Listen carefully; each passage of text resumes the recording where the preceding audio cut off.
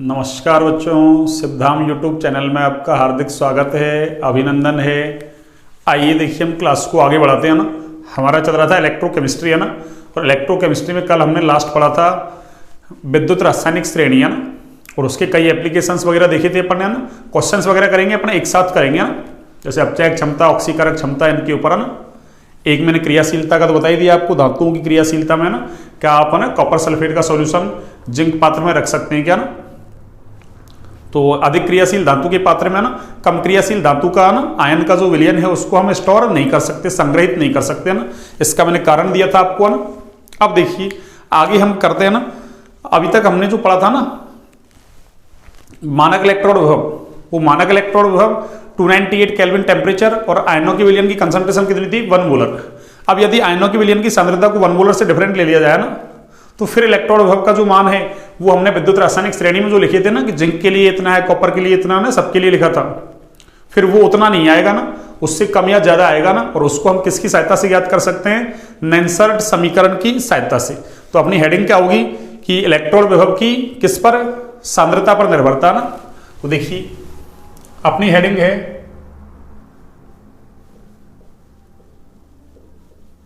Electrode विभव की सांद्रता पर निर्भरता। सांद्रता पर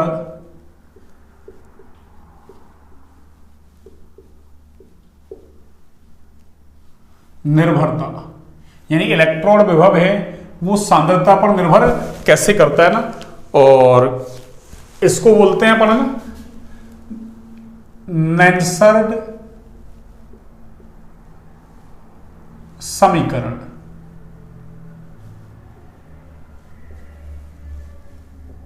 है ना, वैसे नेंस्ट ऐसे है, नेंस्ट है ना, पर मैं इसको नेंसर्ट ही बोलूंगा ना। अरे ऐसे स्कूल को कई लोग स्कूल बोलते हैं ना। हाँ, तो ऐसे अपन है ना ये नेंस्ट को क्या बोल रहे हैं अपन? नेंसर्ट है ना समीकरण। अब देखिए अपन ने क्या कहा कि जब आयनों के विलयन की सांद्रता 1 मोलर से कैसी हो? डिफरेंट है ना। तो इलेक्ट्रोड विभव का मान है, इलेक्ट्रोड विभव का मान वो किससे प्राप्त करेंगे अपन? नेंसर्ट समीकरण से। तो क्या लिखेंगे अपन? जब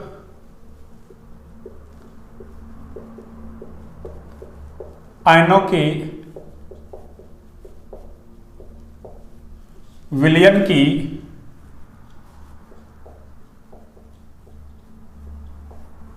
सांद्रता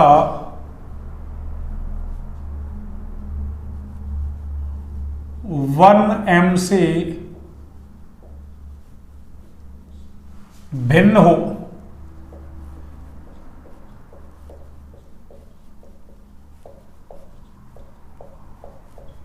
तो इलेक्ट्रोड विभव का मान, तो इलेक्ट्रोड विभव का मान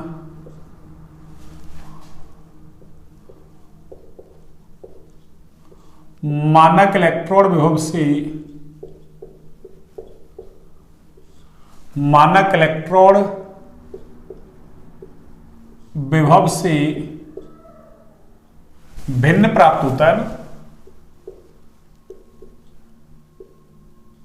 से भिन्न प्राप्त होता है, जिसे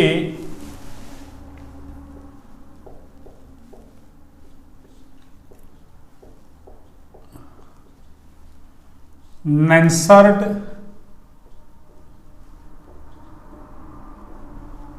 समीकरण की सहायता से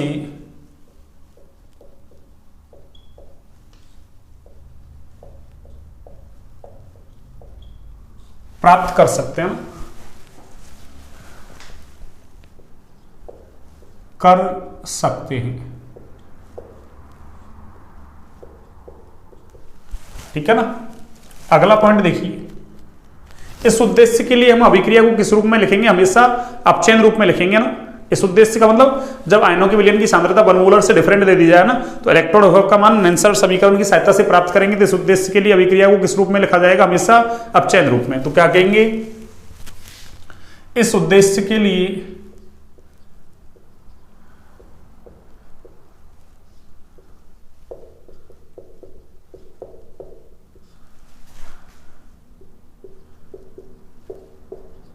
इलेक्ट्रोड अभिक्रिया को ना, यानी इलेक्ट्रोड पर जो अभिक्रिया होगी उसको ना, इलेक्ट्रोड अभिक्रिया को हमेशा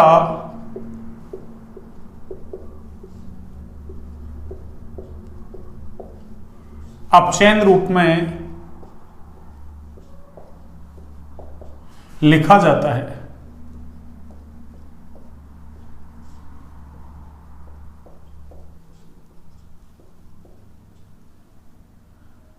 ये लीजिए लिखा जाता है ना, और कैसे लिखेंगे, देखो मैंने एक अभिक्रिया ले ली ऐसी है ना कि Mn प्लस एक्वस, यानी ये कोई आयन है ना, Mn प्लस, यानी ये n इलेक्ट्रॉनों की क्या है, कमी, और ये n इलेक्ट्रॉन ग्रहण कर ले, क्यों, अभिक्रिया कौन से रूप में लिख रहे हैं अपन, हमेशा अपचयन रूप में ना, और ये क्या बना ले, n इलेक्ट्रॉन ग्रहण करके m सॉलिड बना ले ना, यानी ये क्या है, अरे ये न्यूट्रल हो गया ना, n इलेक्ट्रॉन की कमी थी, n इलेक्ट्रॉन ग्रहण कर लिए, तो ये इसका अपचयन हो गया। ये लीजिए, अब देखो नेंसर्ट ने है ना ऊष्मागतिकी की सहायता से है ना एक समीकरण उत्पन्न कर दिया, उसको नेंसर्ट समीकरण बोलते हैं ना, तो क्या कह सकते हैं अपन, देखिए फ्रॉम थर्मोडायनेमिक्स है ना, यानी ऊष्मागतिकी से, थर्मोडायनेमिक्स है ना, फ्रॉम थर्मोडायनेमिक्स है ना, ऊष्मागतिकी से क्या बोल सकते हैं, देखिए डेल्टा जी बराबर है डेल्टा जी नॉट, ये आपके 11th क्लास में ना आपके समीकरण चलता है ना, प्लस RT ln Q, और Q क्या है यहाँ, अरे इसको है ना हम बोलते हैं अभिक्रिया गुणांक ना, रिएक्शन कॉफिशिएंट, यानी Q क्या है यहाँ, Q बराबर है P/R, यानी प्रोडक्ट की कंसंट्रेशन अपॉन रिएक्टेंट की कंसंट्रेशन है ना, कंसंट्रेशन का मतलब सांद्रता, और बराबर क्या है ये, अभिक्रिया गुणांक, क्या है बच्चों ये, अभिक्रिया गुणांक, रिएक्शन कॉफिशिएंट है ना। आगे देखिए डेल्टा जी बराबर होता है, देखो -NF E इलेक्ट्रोड, और डेल्टा जी नॉट बराबर क्या हो जाएगा, माइनस का NF E not electrode plus RT ln Q, Q का मतलब क्या है, अरे प्रोडक्ट की कंसंट्रेशन अपॉन रिएक्टेंट की कंसंट्रेशन, तो हमारे पास प्रोडक्ट कौन है, M सॉलिड, और रिएक्टेंट कौन है, Mn प्लस एक्वस, तो क्या लिखूंगा मैं, M सॉलिड की कंसंट्रेशन, ये लो कंसंट्रेशन को हम ऐसे है ना, अरे बड़े ब्रैकेट में लिखते हैं भैया ना, तो M सॉलिड की कंसंट्रेशन अपॉन क्या चल रहा है, Mn प्लस एक्वस की कंसंट्रेशन, ये लीजिए, ठीक है ना। यहां देखिए मैं लिख देता हूं एक बार है ना कि डेल्टा जी बराबर क्या होता है, देखो यहां है ना, यानी डेल्टा जी बराबर तो है माइनस का NF E इलेक्ट्रोड, ठीक है ना, या भाई E इलेक्ट्रोड क्या है, इलेक्ट्रोड विभव है ना, अब अगर सेल विभव दे दे आपको तब भी फॉर्मूला यही रहेगा ना, यानी मैं चाहूं तो ऐसे लिख दूं माइनस का NF और E इलेक्ट्रोड की जगह मैं क्या लिख दूं, E सेल, भाई है तो विभव ही, सेल का विभव हो या इलेक्ट्रोड का विभव हो ना, तो अगर आपको है ना सेल विभव दे दे तब भी फॉर्मूला यही है ना। और डेल्टा जी नॉट बराबर क्या है, डेल्टा जी नॉट कुछ नहीं है, डेल्टा जी नॉट बराबर क्या है, अरे मानक कंडीशन ले ली अपन ने ना, स्टैंडर्ड कंडीशन, तो ये क्या हो जाएगा, माइनस का NF E नॉट इलेक्ट्रोड, ये लो, जो आपने ये मानक लिया है वो ही मानक ले लो, बराबर क्या हो सकता है, ये माइनस का NF E सेल, और E सेल कौन सा, E नॉट वाला ना, क्यों, इधर मैंने नॉट लिया है तो सब पे मैंने नॉट नॉट लगा दी बस, और कुछ नहीं किया, ठीक है ना। तो ये आपको याद रखना है, एक तो ये Q क्या है, अभिक्रिया गुणांक, जो क्या होता है प्रोडक्ट की कंसंट्रेशन अपॉन रिएक्टेंट की कंसंट्रेशन, और ये क्या है डेल्टा जी, है ना, डेल्टा जी को बोलते हैं गिब्स मुक्त ऊर्जा में कमी। अरे ये क्या है डेल्टा जी, अरे ये डेल्टा जी है ना, ये लो यहां लिख दूं मैं ना, ये मानक, बस वो मानक नहीं है, ये मानक है ना, तो मानक गिब्स मुक्त ऊर्जा,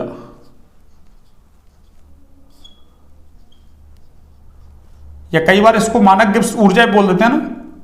तो मानक गिब्स मुक्त ऊर्जा, डेल्टा जी क्या है, मानक गिब्स मुक्त ऊर्जा ना, और डेल्टा जी नॉट क्या है, डेल्टा जी नॉट क्या, सॉरी डेल्टा जी नॉट तो क्या है, मानक गिब्स मुक्त ऊर्जा, और डेल्टा जी क्या है, गिब्स मुक्त ऊर्जा। बस इतना सा फर्क है ना दोनों में। अब देखिए आप आगे, ये हो गया। और एक चीज और देखिए, देखो ना,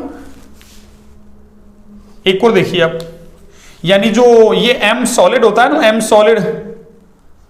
अरे ठोस जो है, ठोस उसकी जो कंसंट्रेशन होती है, अरे उसको हम क्या मानते हैं बच्चों,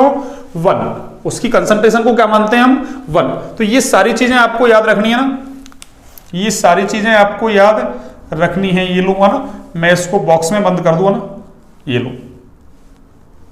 ये लो, ये आपके बॉक्स में बंद हो गया ना, ये लो, ये लो, ठीक है ना। आपको ये सारी बातें याद रखनी है ना, ये वाली बातें है ना, अरे यहां से न्यूमेरिकल पूछ लेगा आपसे ना, ये वाली सारी बातें आपको याद रखनी है ना, कि डेल्टा जी दे दे तो आपको क्या लेना है, ई इलेक्ट्रोड, और अगर डेल्टा जी नॉट दे ये पूछे तो आपको क्या लेना है, ई नॉट इलेक्ट्रोड, और अगर सेल विभव दे दे तो आपको ना इलेक्ट्रोड विभव की जगह क्या काम में ले लो, सेल विभव काम में ले लो, बात एक ही है ना। अब आगे देखिए आप, मैंने क्या कहा है आपको कि एम सॉलिड यानी शुद्ध ठोस और शुद्ध द्रव जो होते हैं ना, उसकी सांद्रता को हमेशा एक मानते हैं ना, क्या मानते हैं, एक। तो क्या हो जाएगा ये देखना आप, ये तो हो गया आपका माइनस का NF, या मैं ऐसे कह दूं माइनस NF का, चलो सॉर्ट हो जाएगा ना दोनों, और माइनस NF का दोनों और भाग देने पर, है ना, भाग देने पर, कि माइनस NF का दोनों तरफ भाग दे रहे हैं ना, तो इसमें दो भाग माइनस NF का, तो माइनस NF से माइनस NF कट जाएगा ना, तो बचेगा क्या, अरे ये बच जाएगा ई इलेक्ट्रोड बराबर, तो यहां भी माइनस NF का भाग लगाओगे तो ये भी कट जाएगा, तो क्या बचेगा, ई नॉट इलेक्ट्रोड। और देखिए यहां ये प्लस चल रहा है, इसमें मैं माइनस NF का भाग लगाऊंगा ना, तो ये क्या होगा, अरे प्लस वाला साइन माइनस हो जाएगा ना, तो ये क्या बन जाएगा, माइनस का RT अपॉन NF, NF का भाग लगा रहा हूं ना, माइनस NF का, इसलिए प्लस का साइन किसमें चेंज हो गया, माइनस में। और आगे देखो LN, इसको बोलते हैं LN, है ना, LN नेचुरल लॉग, प्राकृतिक लघुगणक, हिंदी में कहो तो ना नेचुरल लॉग। और आगे देखो M सॉलिड को तो मैंने 1 मान लिया, तो ये क्या हो गया, 1 अपॉन Mn प्लस एक्वस की कंसंट्रेशन, ये लीजिए। तो ई इलेक्ट्रोड बराबर क्या हो गया, E not electrode minus RT upon NF, LN 1 upon Mn plus aqueous की कंसंट्रेशन, क्या हो गया, Mn प्लस एक्वस की कंसंट्रेशन। ये देखिए मैं इसको ऐसा लिख दूं, देखिए अब देखिए इसको ना, अरे ये जो है ना, ये इसकी पावर 1 है ना, प्लस का 1, इसको ऊपर लेके जाऊंगा -1, यानी क्या हो जाएगा, Mn प्लस एक्वस की पावर -1। और देखो लॉग में जब भी सॉल्व करोगे लॉग में, तो पावर आगे आएगी ना, तो माइनस और माइनस किसका साइन हो जाएगा, ये प्लस का, यानी मैं इसको ऐसा लिख दूं, देखो, अरे इसको मैं ऐसा लिख दूं, क्या देखना बच्चों, ई इलेक्ट्रोड बराबर क्या हो जाएगा, अरे ई नॉट इलेक्ट्रोड, और ये प्लस का RT अपॉन NF, और ये क्या बन गया आपके LN, और ये हो गया आपके Mn प्लस एक्वस की कंसंट्रेशन। ऐसा लिख सकता हूं मैं इसको, देखो आप एक बार आप इसको जल्दी देखो ना, मैं ऐसा लिख सकता हूं क्या, अरे मैं ऐसा लिख सकता हूं क्या, देखो आप जल्दी,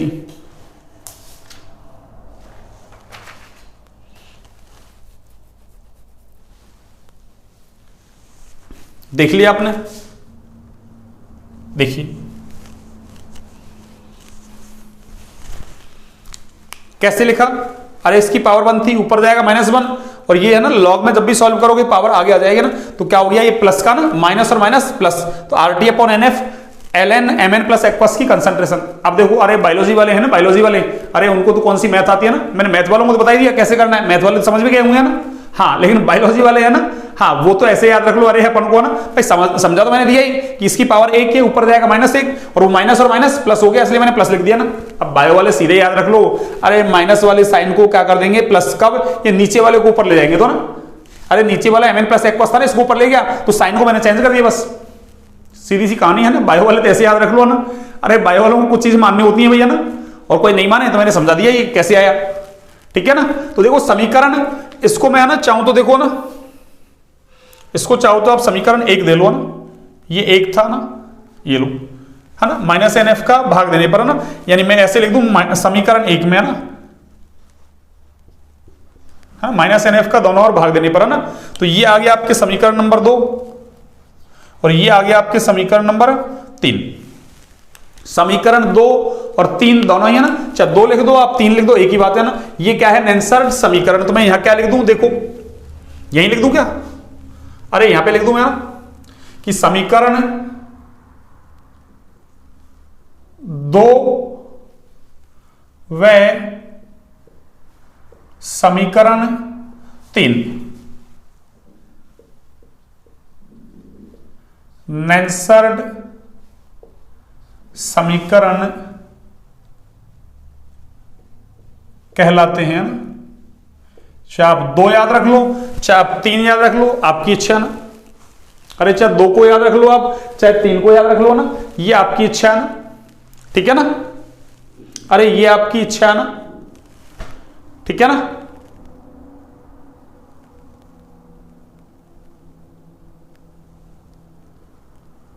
ये लो है ना, कोई सा भी याद रख लो आप, या तो E इलेक्ट्रॉन बराबर E0 electron minus RT upon NF ln है ना 1 अपॉन mn प्लस एक्वस की कंसंट्रेशन। अब आपको ये याद नहीं रखना ना इधर वाला, अरे 1 अपॉन mn प्लस ये याद नहीं रखना ना, ये तो रिएक्शन के ऊपर डिपेंड करेगा। आपको तो क्या याद रखना है कि E इलेक्ट्रॉन बराबर E0 electron minus RT upon NF ln, अब आगे क्या याद रखना है, Q का मतलब प्रोडक्ट की कंसंट्रेशन अपॉन रिएक्टेंट की कंसंट्रेशन। और अगर आपको ना अरे ठोस दिख जाए तो उसकी सांद्रता को एक मान लो, बस एक्वस देखिए आपको ना, एक्वस विलियन, तो ही आपको क्या करना है, उसकी कंसंट्रेशन को लिखना है बस। तो मैंने ये आपको लिख दिया ना। अब देखिए एक बार आप इसको नोट डाउन कीजिए ना, फिर मैं आगे की बात करता हूं ना। एक बार आप इसको नोट डाउन कीजिए, फिर मैं आगे की बात करता हूं ना।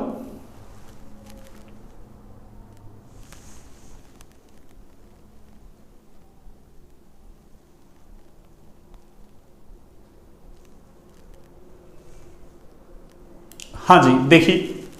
आपने लिख लिया होगा ना।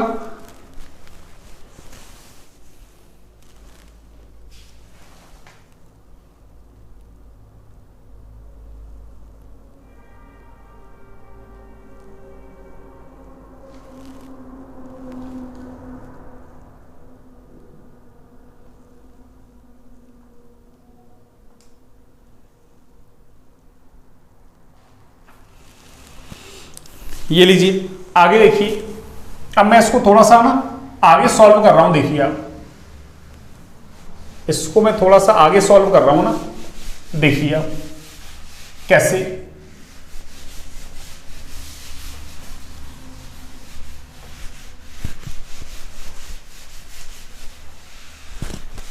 हाँ जी देखिए आगे कैसे सॉल्व कर रहा हूं मैं इसको, देखिए आप।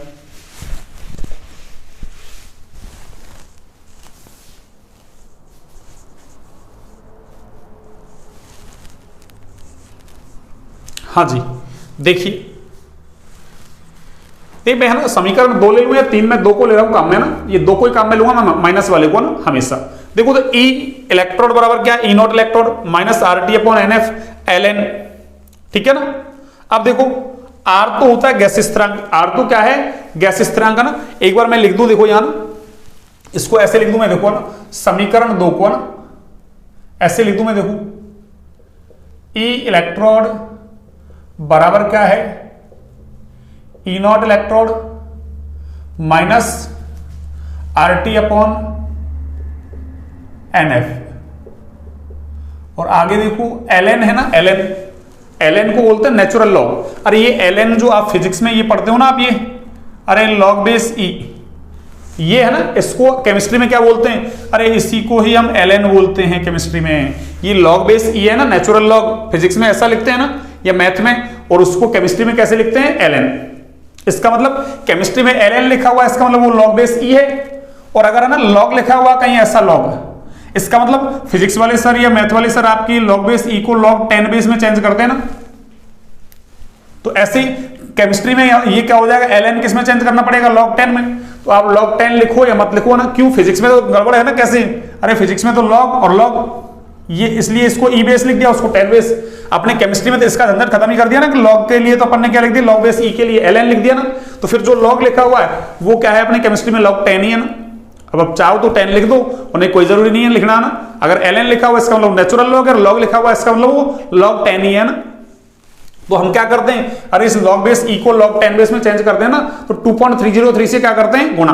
क्या काम है,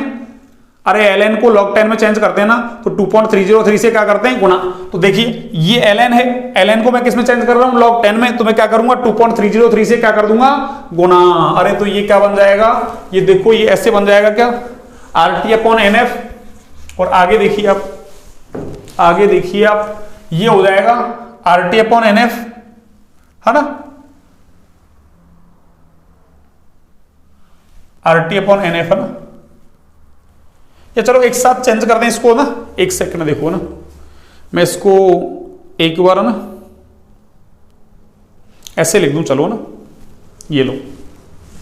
एक बार मैं इसको ऐसे लिख दूं, देखो ना, ई इलेक्ट्रोड बराबर क्या है, ई इलेक्ट्रोड बराबर ई नॉट इलेक्ट्रोड माइनस, और देखो ln को log 10 में चेंज करेंगे, 2.303 से क्या करेंगे इसको, गुणा। तो इसको मैं ऐसे लिख दूं 2.303, और आगे क्या चल रहा है, RT अपॉन इस पूरे के नीचे क्या चल रहा है, NF, और ln किस में चेंज हो गया, अरे ln तो किस में चेंज हो गया बच्चों, log 10 में। अब आप 10 लिखो तो लिखो, नहीं कोई जरूरी नहीं है, log लिख दिया केमिस्ट्री में तो log का मतलब log 10 ही वो ना। और आगे क्या चल रहा है, आगे तो देखो 1/mn प्लस एक्वस, और इसकी कंसंट्रेशन चल रही है ना, ये लीजिए mn प्लस एक्वस की कंसंट्रेशन। आगे देखिए अब,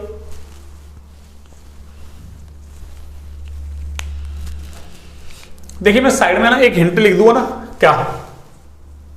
कि चूंकि ln बराबर क्या होता है, अरे 2.303 log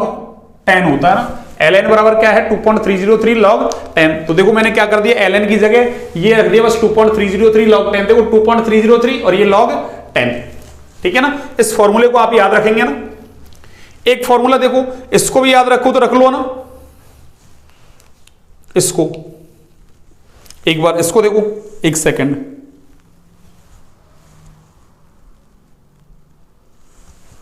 है ना, इसको भी याद रख लो। देखो इसको मैं ऐसा लिख सकता हूं, देखो इसको, एक सेकंड, है ना, ये जो था ना अपने पास ये कि ln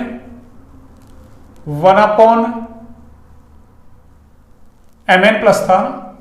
इसको मैं ऐसा भी लिख सकता हूं माइनस का log, और ये mn प्लस एक्वस था ना, ये लो, इसको मैं ऐसा भी लिख सकता हूं ना, और ये क्या था आपके पास, एक्वस, ये लो, यानी मैं इसको ऐसा लिख सकता हूं ना, अरे इसको मैं ऊपर लेके जाऊंगा, सॉरी ln लिखना है दोनों तरफ, ये तो ln लिख दो या log लिख दो ना, अरे या तो ln लिख दो आप या फिर इसको log लिख दो ना, ये लो ln, है ना, दोनों तरफ ln है ना, चाहे दोनों तरफ log लिख दो ना। अरे मैं इसको ले गया ऊपर, पावर 1 थी, ऊपर गया -1, वो -1 पावर आगे आ गया ना, यानी log में पावर आगे आ जाती है ना, तो माइनस का 1 था, अब 1 को तो लिखने की आवश्यकता नहीं है ना, तो इसको मैं ऐसा लिख सकता हूं ना, इसलिए मैंने ऐसा कर दिया है ना, ठीक है ना। अब आगे देखिए आप, इसमें कौन क्या है ना, देखिए इसमें एक तो R क्या है, अरे R क्या है बच्चों, R गैस स्थिरांक है ना, R क्या है, गैस स्थिरांक है ना, R क्या है, गैस स्थिरांक।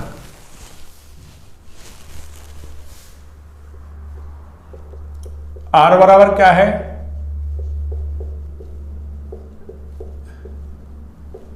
गैस स्थिरांक, और इसकी जो वैल्यू है वो होती है 8.314 joule kelvin inverse mole inverse. ये आर की वैल्यू है ना। वैसे आर की 3 वैल्यू होती है ना, 8.314 joule kelvin inverse mole inverse है ना, और एक होती है आपके ना, अभी मैं आगे लिखवा दूंगा एक बार ना, और एक होती है आपके आर की वैल्यू ना 2 calorie kelvin inverse mole inverse. क्यों, 1 कैलोरी में 4.2 जूल होता है ना, वैसे 4.18 होता है पर लगभग उसको 4.2 मानते हैं। 4.2 का भाग लगाओ तो इसमें लगभग 2 ही आएगा ना, अरे 4 दूनी 8, ठीक है ना, तो लगभग 2 ही आएगा। तो 2 calorie kelvin inverse mole inverse, और एक होता है 0.0821 litre atmosphere kelvin inverse mole inverse, और अगर एटीएम की जगह आपने बार ले लिया तो वो 0.0821 की जगह 31 हो जाएगा ना, लीटर बार केल्विन इनवर्स मोल इनवर्स। तो ऐसे ही आर की है ना, वैसे 3 ही वैल्यू है ना, बार को तो उससे सिमिलरिटी करके याद रख लो ना, एक कैलोरी में, एक जूल में और एक लीटर एटमॉस्फेयर में। अब आपकी इच्छा है ना, मतलब आपकी इच्छा क्या, मतलब आपको क्वेश्चन जिस फॉर्म में दिया ना उसी फॉर्म में रख लो। कोई लीटर वगैरह चल रहा है, एटीएम वगैरह चल रहा है तो 0.0821 है ना, रख लो, और अगर है ना जूल वगैरह चल रहा है तो ये रख लो, कैलोरी चल रहा है तो 2 रख लो बस। तो यहां पे देखो, अरे एनर्जी है ना, गिब्स मुक्त ऊर्जा, ऊर्जा तो जूल में लेते हैं अपन ना, किसमें, जूल में, इसलिए मैंने जूल वाला रख दिया यहां। आगे देखो टी क्या है, टी टेम्परेचर, ताप, और किस में लेते हैं इसको हम, केल्विन में, क्यों, इधर केल्विन चल रहा है ना इसलिए। आगे देखो एफ क्या है, एफ को बोलते हैं हम फैराडे स्थिरांक। अरे एफ को हम क्या बोलते हैं बच्चों, फैराडे स्थिरांक। अरे इसकी जो वैल्यू है ना वो मानते हैं हम कितना, 96,500 कूलाम मोल इनवर्स। अरे फैराडे स्थिरांक एफ क्या है, फैराडे स्थिरांक, इसकी वैल्यू कितनी है, 96,487 कूलाम मोल इनवर्स होती है ना, पर कैलकुलेशन से बचने के लिए अपन कितना मानते हैं इसको, 96,500 कूलाम मोल इनवर्स। अगर आपको ना, वैसे तो 96,500 ही देगा, पर मान लो उसने 96,487 लिख दिया, फिर 487 से करना है आपको कैलकुलेशन है ना, और अगर कुछ नहीं दे तो फिर 96,500 ही मानना है आपको ना। वैसे आपको 96,500 ही देगा वो ना, हाँ, वो हमसे मैथ नहीं पूछेगा, अरे वो तो हमसे केमिस्ट्री पूछेगा, भाई केमिस्ट्री आती है या नहीं। और वैसे फैराडे स्थिरांक होता क्या है, अरे 1 मोल इलेक्ट्रॉन का चार्ज होता है भैया ना, अरे 1 मोल कुछ भी दे अवोगाद्रो संख्या के बराबर, इसका मतलब 1 मोल इलेक्ट्रॉन का मतलब क्या हुआ, अवोगाद्रो संख्या के बराबर इलेक्ट्रॉन, यानी 6.022 गुणा 10 की पावर 23 इलेक्ट्रॉन। और हमको पता है 1 इलेक्ट्रॉन का चार्ज कितना है, 1.6 गुणा ना 10 की पावर माइनस का 19 कूलम, और 1 मोल इलेक्ट्रॉन का मतलब 6.022 गुणा 10 की पावर 23 कूलम बस। तो 1 इलेक्ट्रॉन के चार्ज को अरे किससे, अवोगाद्रो संख्या से गुणा कर लो, यानी 1 मोल इलेक्ट्रॉन से, तो वो क्या आ जाएगा उसका चार्ज, और वो कितना आएगा 96,487 कूलम, जिसको हम कितना मानते हैं 96,500 कूलम। तो ये फैराडे स्थिरांक आपको याद रखना हमेशा ना, अरे कांस्टेंट वगैरह जितने भी हैं उनकी वैल्यू वगैरह याद रखनी है ना। एग्जाम में तो लिख के देगा, पर यहाँ बुक्स में अपन क्वेश्चंस वगैरह सॉल्व करें ना, या और कोई दूसरी बुक्स वगैरह से, स्टैंडर्ड बुक्स वगैरह से करें ना, तो बार बार वो ना ये कांस्टेंट वगैरह की वैल्यू नहीं देगा ना, इसलिए आपको याद होना जरूरी है, उससे हमारा एक कॉन्फिडेंस लेवल बढ़ता भी है ना। ठीक है, देखिए अगला क्या है, आर हो गया, टी हो गया, एफ हो गया, एन देखिए, एन क्या है, अभिक्रिया में स्थानांतरित, है ना, कुल इलेक्ट्रॉनों की संख्या, कुल इलेक्ट्रॉनों की संख्या, अभिक्रिया में स्थानांतरित कुल इलेक्ट्रॉनों की संख्या, यानी कुल कितने इलेक्ट्रॉनों का ट्रांसफर हो रहा है।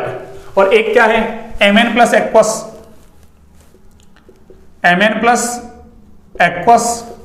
ये क्या है, अरे ये दी गई सांद्रता ना, या आयनों की विलयन की सांद्रता, तो ये दी गई सांद्रता, दी गई सांद्रता,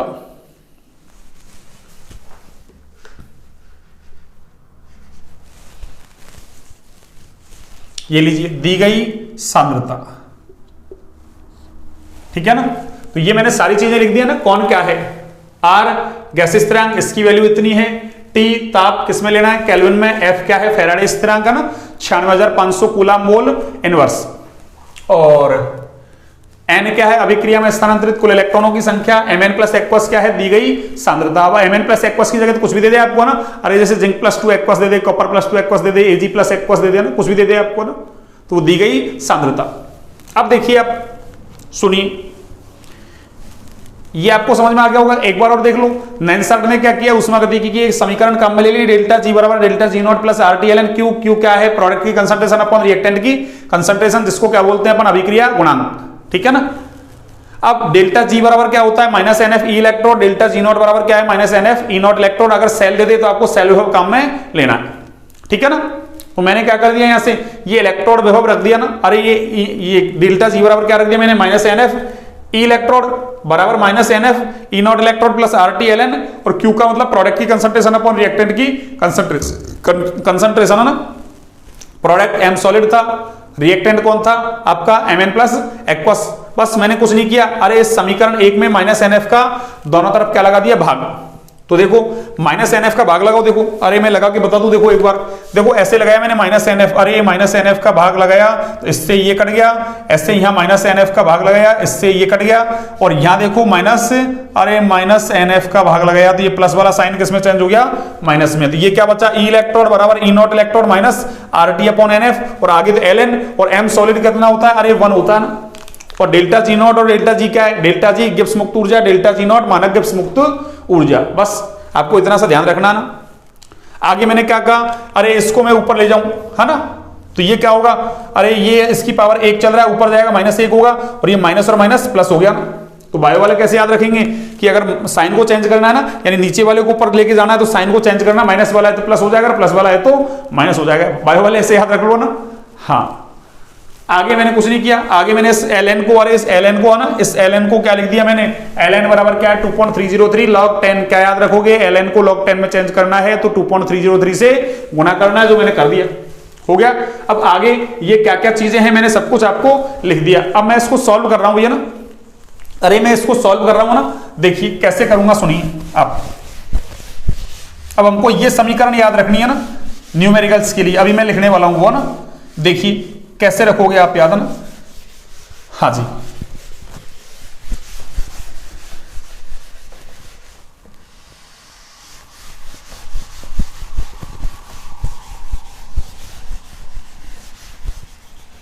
हाँ जी,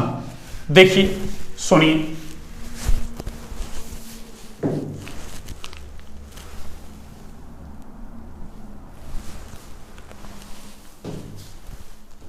हाँ जी, देखिए एक बार आप,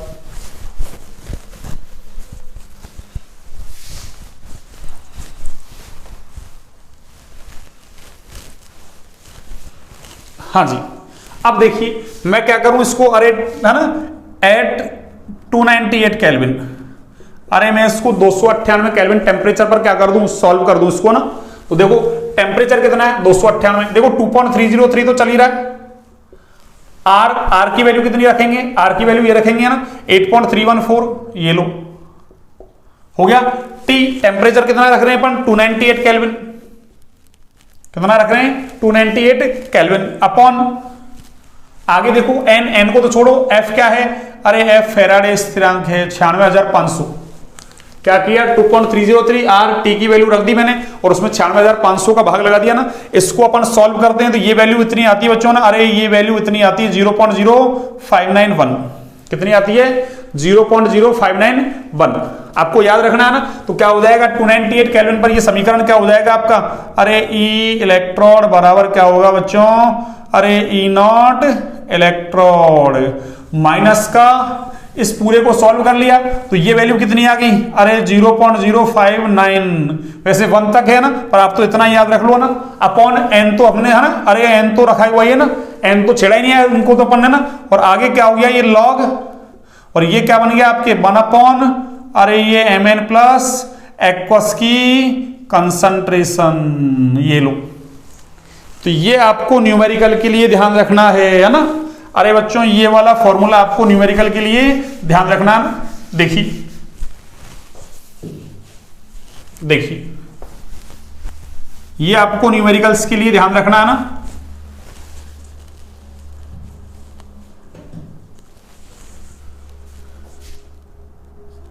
और ये इक्वेशन नंबर कौन सा है आपके 4, ये इक्वेशन नंबर कौन सा है आपके 4, ये लीजिए, ये आपको न्यूमेरिकल के लिए ध्यान रखना है ना। अरे ये वाला आपको न्यूमेरिकल के लिए ध्यान रखना है, और इस चैप्टर से न्यूमेरिकल्स आते हैं भैया ना, फिजिकल का चैप्टर है ना, न्यूमेरिकल, न्यूमेरिकल है ना, ये आर है ना, ये आर है, ये आर है, आर न्यूमेरिकल, ये लीजिए, ये आपका न्यूमेरिकल हो गया ना। तो न्यूमेरिकल के लिए याद क्या रखोगे आप, वही ई इलेक्ट्रॉन बराबर क्या है, E naught electron minus 0.059 upon N, और लॉग, लॉग का मतलब लॉग 10 ही है ना, और आगे क्या याद रखोगे भाई, अरे प्रोडक्ट की कंसंट्रेशन अपॉन रिएक्टेंट की कंसंट्रेशन, इसको याद नहीं करना आपको, एम एन प्लस एक्वस, ये तो अपन ने एक हाइपोथेटिकल रिएक्शन मानी है ना, काल्पनिक अभिक्रिया, ठीक है ना, ऐसी अभिक्रिया मानी थी। अब वहां तो आपको जो देगा, आप तो प्रोडक्ट लिखो अपॉन रिएक्टेंट, प्रोडक्ट की कंसंट्रेशन अपॉन रिएक्टेंट की कंसंट्रेशन, अगर सॉलिड है तो उसको एक मान लो, और बाकी एक्वस वाले उनको लिख दो बस, ठीक है ना। तो ये आपको न्यूमेरिकल्स के लिए काम में लेना बच्चों ना, अरे ये आपको न्यूमेरिकल्स के लिए काम में लेना है, ठीक है ना। अब देखिए आप इसके बाद है ना, ये अपन ने किसका ज्ञात कर लिया, अरे ये किसका ज्ञात कर लिया अपन ने, ये किसका ज्ञात कर लिया,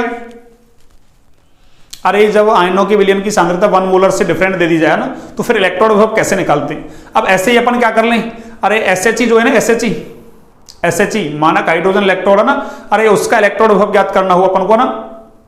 तो उसके लिए कैसे निकालेंगे ना, एक बार वो भी देख लो अपन ना, एक बार इसको नोट डाउन कर लिया आपने,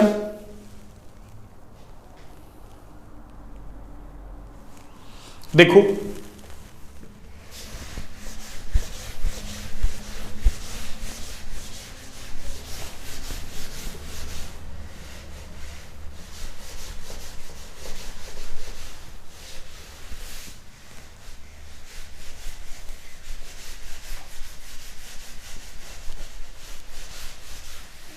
हाँ जी,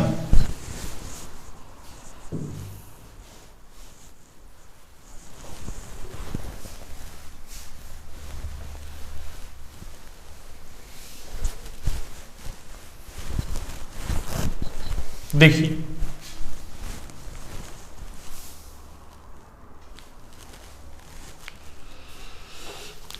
यानी हाइड्रोजन इलेक्ट्रोड का इलेक्ट्रोड विभव, हाइड्रोजन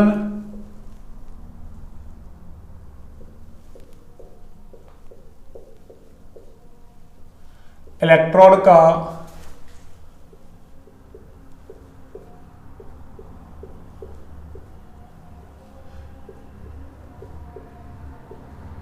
इलेक्ट्रोड विभव ना, देखो अपन ने मानक हाइड्रोजन इलेक्ट्रोड पढ़ा था ना,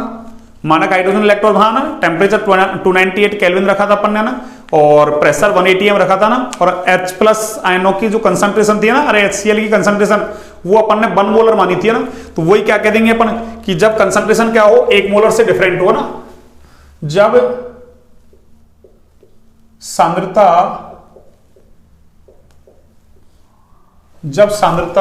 1 मोलर से कैसी हो, डिफरेंट है ना, जब सांद्रता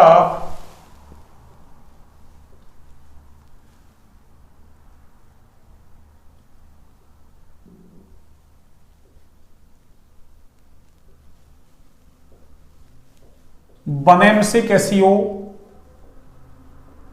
भिन्न हुआ ना, तब क्या करेंगे, सुनो देखिए हाइड्रोजन इलेक्ट्रोड के लिए अपन ना, अरे मानक हाइड्रोजन इलेक्ट्रोड पढ़ा था ना, एनोड वाली रिएक्शन लिखी थी, कैथोड वाली भी लिखी थी है ना, तो अपचयन तो कैथोड पे होता है, तो कैथोड वाली रिएक्शन लिखेंगे अपन ना। देखिए वहां अभिक्रिया क्या थी आपके पास, H plus aqueous plus 1 electron ले रहा था ये ना, और उससे क्या बन रहा था ये, अरे हाफ H2 गैस, और अगर आप ऐसा लेते हो कि 2H plus aqueous plus 2 electron लेते हैं आप ना, तो ये क्या होगा, H2 और गैस। देखिए यहां तो n का मान कितना है, अरे 1 इलेक्ट्रॉन का ट्रांसफर हो रहा है यहां तो ना, n बराबर 1 है, और यहां n बराबर कितना है बच्चों, अरे यहां n बराबर 2 है ना, आप कोई सा ही ले लो ना, कोई सी समीकरण ले लो ना, अरे आंसर सेम ही आने वाला है ना, है ना, यानी आप चाहे इसको लो ना, आप ना कोई सी भी रिएक्शन ले लो आप ना, यानी सेम फॉर्मूला आएगा ना, सेम फॉर्मूला ऑब्टेन, यानी सेम फॉर्मूला प्राप्त होगा ना बोथ ऑफ रिएक्शन, है ना, यानी दोनों ही अभिक्रियाओं से क्या आएगा, अरे सेम फॉर्मूला आएगा ना, दोनों ही अभिक्रियाओं से क्या आएगा बच्चों, सेम फॉर्मूला। देखिए हमने क्या पढ़ा था, अरे ई इलेक्ट्रोड, अब इलेक्ट्रोड कौन सा है, अरे इलेक्ट्रोड कौन सा है, हाइड्रोजन इलेक्ट्रोड है ना, तो मैं ऐसे लिख दूं ई H प्लस H2, क्यों अपचयन रूप में लिखेंगे अपन ना, और अपचयन तो ऐसे होगा H प्लस H2, है ना, बराबर क्या होगा ई नॉट H प्लस H2, यानी ये हाइड्रोजन के इलेक्ट्रोड का इलेक्ट्रोड विभव बराबर क्या होगा, हाइड्रोजन इलेक्ट्रोड का मानक इलेक्ट्रोड विभव, है ना, माइनस क्या था अपने पास, वो 0.059 अपॉन n, अपॉन क्या था n, और आगे क्या होगा देखो वही लॉग प्रोडक्ट की कंसंट्रेशन अपॉन रिएक्टेंट की कंसंट्रेशन। अब आप चाहो तो ये काम लो, चाहे ये काम लो, आपकी इच्छा है ना, दोनों में से कोई सा काम ले लो। मान लो मैंने ऊपर वाला काम ले लिया ना, तो देखो गैस है तो गैस का तो आंशिक दाब लेते हैं भैया ना, अरे एक्वस माने सॉल्यूशन होता है उसकी कंसंट्रेशन लेते हैं, अगर दाब वो गैस दे रखा है तो गैस का तो प्रेशर लेंगे काम अपन, है ना, अरे गैस का क्या काम में लेंगे, प्रेशर, तो मैं क्या लिखूंगा, प्रेशर ऑफ हाइड्रोजन, यानी हाइड्रोजन का प्रेशर, और देखो कितना है उसका गुणांक, आधा, तो वो ये गुणांक कहां जाएगा, अरे गुणांक पावर में जाता है भैया ना, अरे स्टाइकोमेट्रिक गुणांक है ना, वो कहां जाता है, पावर में। अपॉन क्या लिखूंगा, अपॉन देखो H plus aqueous, H plus aqueous, और एक्वस है तो इसकी मैं क्या लिखूंगा, अरे इसकी कंसंट्रेशन लिखूंगा मैं ना, इसकी क्या लिखूंगा बच्चों, कंसंट्रेशन। अब देखिए आप E H प्लस H2 बराबर क्या होगा, तो ये तो हो जाएगा 0, क्यों, अरे याद करो SHE का इलेक्ट्रोड विभव क्या मानते हैं, अरे IUPAC के अनुसार शून्य मानते हैं ना, 0 मानते हैं, तो ये क्या हो गया 0, हाइड्रोजन इलेक्ट्रोड का मानक इलेक्ट्रोड विभव है ना, यानी 0 माइनस 0.059 अपॉन n कितना है अपन ने, अरे 1 लिया है काम, कितना लिया है 1, और वही लॉग, अब देखिए अब PH2, अरे मानक हाइड्रोजन इलेक्ट्रोड जब बनाया था अपन ने तो प्रेशर कितना, अरे 1 atm लिया था अपन ने, याद हो तो आपको ना, कितना लिया था 1 atm, अरे तो ये 1, ठीक है ना, और इसकी पावर क्या है, अरे इसकी पावर 1/2 चल रही है ना, अपॉन क्या चल रहा है H प्लस एक्वस की, अरे कंसंट्रेशन चल रहा है क्या, और यहां क्या लिख सकता हूं मैं साइड में, अरे इस साइड में मैं क्या लिख सकता हूं बच्चों, चूंकि एक तो क्या लिख सकता हूं ई नॉट H प्लस H2, यानी हाइड्रोजन इलेक्ट्रोड का मानक इलेक्ट्रोड विभव, अरे ये क्या होता है 0, और हमको ये भी पता है PH2, यानी हाइड्रोजन का आंशिक दाब कितना लिया था अपन ने वहां, अरे हाइड्रोजन का जो है ना दाब लिया था, प्रेशर लिया था, वो 1 atm लिया था अपन ने ना, जब SHE बनाया था तब ना, इसलिए ये 1 हो गया। तो देखिए इसको मैं ऐसा लिख दूं E H प्लस H2, यानी हाइड्रोजन इलेक्ट्रोड का इलेक्ट्रोड विभव बराबर क्या होगा, देखो 0 को तो लिखने की जरूरत नहीं है, 1 का भाग लगाओ ये तो सेम ही हो जाएगा, माइनस का 0.059, ये लो हो गया। अब देखो अरे 1 की पावर 1/2, अरे 1/2 का मतलब अंडर रूट, है ना, पावर 1/2 का मतलब अंडर रूट, अरे 1 का अंडर रूट करो, 1 का अंडर रूट तो 1 ही रहेगा ना, तो ये क्या बन गया 1, यानी लॉग, अरे ये क्या बन गया बच्चों 1 अपॉन, और ये क्या है, अरे ये सिंपल मैं ऐसे लिख दूं H प्लस की कंसंट्रेशन, ये लो एक्वस तो चल ही रहा है, ठीक है ना, H प्लस की कंसंट्रेशन, और चाहो तो लिख लो AQ, ये लो AQ, ये लो H प्लस एक्वस की कंसंट्रेशन। अरे अब देखो इसको मैं ऊपर लेके जाऊंगा, पावर A के ऊपर लेके जाऊंगा तो पावर क्या हो जाएगी माइनस की 1, यानी मैं इसको ऐसा लिख सकता हूं, देखो अरे माइनस का 0.059 और लॉग, और ये क्या हो जाएगा H प्लस अरे एक्वस की कंसंट्रेशन की पावर माइनस का 1, अरे याद करो आप, चूंकि लॉग अरे x की पावर n अगर दे दे हमको तो इसको हम कैसे सॉल्व करेंगे, n लॉग x, अरे ये फॉर्मूला होता है बच्चों ना, ऐसे लॉग x की पावर n हो तो पावर कहां जाएगी आगे, तो क्या बन गया n लॉग x, तो देखो लॉग अरे ये x है, इसकी पावर माइनस का 1, तो पावर कहां आएगी आगे, अरे पावर कहां आएगी आगे। तो देखना मैं इसको ऐसा लिख दूं क्या, एक बार आप देखो कि माइनस का 0.059 और पावर आगे आएगी, तो मैं इसको ऐसा लिख दूं क्या, अरे देखना माइनस की पावर यानी एक को लिखने की जरूरत नहीं है, तो माइनस आगे क्या होगा लॉग, और ये क्या हो गया, अरे H प्लस एक्वस की,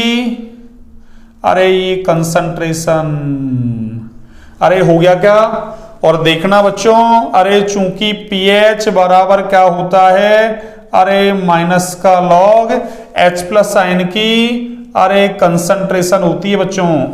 pH बराबर क्या होता है, minus log H plus ion की कंसंट्रेशन। ये हमने 11वीं क्लास में पढ़ी है pH, है ना। अब देखो minus log H plus ion की कंसंट्रेशन ही है, ये बराबर में क्या लिख सकता हूं pH, तो ये क्या बन गया, अरे ये क्या बन गया बच्चों, माइनस का 0.059 इंटू, अरे क्या बन गया pH, और ये क्या हुआ, हाइड्रोजन इलेक्ट्रोड का इलेक्ट्रॉन विभव, ये क्या बन गया, हाइड्रोजन इलेक्ट्रोड का इलेक्ट्रोड विभव। तो ये आ गया आपके पास, अरे फॉर्मूला, आपको ये फॉर्मूला याद रखना है ना, अरे ये फॉर्मूला इंपॉर्टेंट है ना, आपके क्वेश्चंस दे रखा है एनसीईआरटी में ना। तो जब भी हाइड्रोजन इलेक्ट्रोड का इलेक्ट्रोड विभव पूछे और pH दे दे, तो आप क्या कर दो उसको, अरे आप सीधे ही 0.059 किसका, माइनस का, उससे क्या कर दो, उसको मल्टीप्लाई कर दो। आपको ये पूरा प्रोसीजर करने की जरूरत नहीं है, आप केवल इससे ही क्या कर सकते हो, सॉल्व। अरे हमसे वहां ना एग्जाम में ये तो पूछेगा नहीं कि भाई आपने कैसे सॉल्व किया, है ना, चाहे आप डायरेक्ट ट्रिक से करो, कोई सी ट्रिक से करो, उसको तो आंसर से मतलब है। तो हम क्या करेंगे कि अगर हमको pH दे दे और क्या पूछ ले, हाइड्रोजन इलेक्ट्रोड का इलेक्ट्रॉन विभव पूछ ले, तो माइनस के 0.059 से क्या कर दो इसको, अरे गुणा कर दो, माइनस के 0.059 से क्या कर दो, गुणा कर दो। अब किसी के दिमाग में आ रहा हो कि सर आप नीचे वाला लेते तो क्या होता, एक बार आप इसको नोट डाउन कीजिए ना, मैं उसको भी समझा देता हूं ना। नीचे वाला लेते आप ना, ये 2 इलेक्ट्रॉन वाला लेते, ट्रांसफर अपन ने 1 इलेक्ट्रॉन वाला लिया ना, 2 वाला लेते तो क्या होता अभी समझते हैं ना। एक बार आप इसको नोट डाउन कीजिए, देखो इस साइड में मैं जितने फॉर्मूले लिख रहा हूं, अरे ये चीजें आपको याद होनी चाहिए ना, बिल्कुल ये आपको नोट डाउन करनी है ना, ये बार बार काम आती रहेंगी ना, ठीक है। तो एक बार आप इसको नोट डाउन कीजिए बच्चों ना, एक बार आप इसको नोट डाउन कीजिए।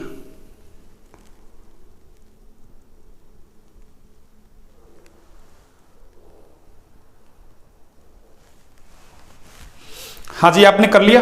अब देखिए जिन बच्चों के दिमाग में ये आ रहा है कि सर है ना अगर ऐसा होता तो क्या करते अपन, देखो कोई दिक्कत नहीं है, pH2 यहां तक तो कोई दिक्कत नहीं है ना। अब देखो मैं, अरे इस है ना n का मान 1 रखा है मैंने, एक इलेक्ट्रॉन का ट्रांसफर हुआ, इसलिए अब मैं 2 वाला मान लूं तो 1 की जगह में क्या रखूंगा, 2। वही प्रेशर तो कितना ले रहे हैं अपन, 180 एम ले रहे हैं, उसकी पावर 1/2, ये तो कोई दिक्कत नहीं है, इसमें तो कोई दिक्कत नहीं है। अरे दिक्कत है क्या, हाँ दिक्कत है। कैसे, यहां हाफ H2 था, यहां H2 है, इसका मतलब इसका गुणांक कितना है, 1। अरे कुछ नहीं लिखे तो 1 ही होता है ना, इसका मतलब इस पावर 1/2 की जगह क्या आएगी, पावर 1 आएगी। अरे 1 की पावर 1 करो, 1 की पावर 1/2 करो, कुछ भी करो, तो 1 की पावर है ना, कुछ भी करोगे तो वो तो 1 ही रहेगा। तो ये क्या हो गया, ये तो वही 1 ही रहने वाला है, चाहे पावर 1/2 करो या 1 करो, आगे सब कुछ सेम चल रहा है ना। हाँ एक चीज देखो, यहां H प्लस आयन की कंसंट्रेशन चल रही है ना, इसका गुणांक 2 है जबकि इसका गुणांक 1 था, इसलिए मैंने कुछ नहीं लिखा ना,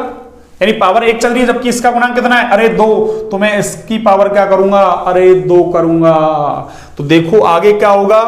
आगे तो सब कुछ सेम चल रहा है, सेम चल रहा है, कोई दिक्कत नहीं है ना। हाँ यहां नीचे 2 आ रहा है, अरे 1 की जगह कितना आ रहा है, 2, और इसकी जगह क्या आ रहा है, अरे 2 ही आ रहा है ना। अब देखो ये नीचे 2 चल रहा है, ये लो कोई दिक्कत नहीं है, और इसको देखो मैं ऊपर लेके जाऊंगा, अरे इस 2 को लेके जाऊंगा ना, वो तो मैं यहाँ, अरे 1 था पहले, 1 था ना, अरे पहले 1 था इसलिए -1 हुआ, अब 2 है तो क्या होगा ऊपर जाके, अरे -2 हो जाएगा। और देखो इस -2 को सॉल्व करो तो ये कहां आएगा, अरे -2 यहां आएगा ना, -2 यहां आएगा। और देखो नीचे क्या चल रहा है, 2, अरे तो 2 से ये 2 कट जाएगा, अरे गुणे में तो है ये, तो 2 से 2 कट जाएगा। तो फॉर्मूला क्या आया, वही, अरे वही तो फॉर्मूला आ गया पहले वाला ही, अरे पहले वाला फॉर्मूला आ गया। क्यों, जो n नीचे आएगा तो इसकी पावर 2 है, वो ऊपर जाएगा और वो आगे आ जाएगा, आगे जाके क्या, वो कट जाएगा बस। तो आप 1 इलेक्ट्रॉन से सॉल्व करो या 2 से करो, आपकी इच्छा है। तो आप तो डायरेक्ट फॉर्मूला याद रखो ना, अरे ये तो डेरिवेशन क्यों करो, ये तो डेरिवेशन तो मैंने बता दिया आपको ना। हाँ तो एक बार आपने इसको नोट डाउन कर लिया ना। अब देखिए मैं इसको ना इरेज करता हूं, ठीक है बच्चों। अब हमारी हेडिंग चलेगी एक है ना, कि गैल्वेनिक सेल के लिए नेंसर्ट समीकरण की व्युत्पत्ति है ना। अरे गैल्वेनिक सेल के लिए नेंसर्ट समीकरण की व्युत्पत्ति कैसे करेंगे, देखिए अगली हेडिंग चलेगी अपनी यही है ना कि गैल्वेनिक सेल के लिए नेंसर्ट समीकरण की व्युत्पत्ति कैसे करेंगे आप। बस कुछ नहीं, जो अभी अपन ने सीखा है इसी को ही काम लेना है ना। और ये सवाल पूछा जा चुका है पहले ना कि गैल्वेनिक सेल के लिए नेंसर्ट समीकरण की व्युत्पत्ति कीजिए, या ऐसे कहते हैं डैनियल सेल के लिए नेंसर्ट समीकरण की व्युत्पत्ति कीजिए। क्यों, डैनियल सेल क्या है, अरे गैल्वेनिक सेल का एक उदाहरण है ना।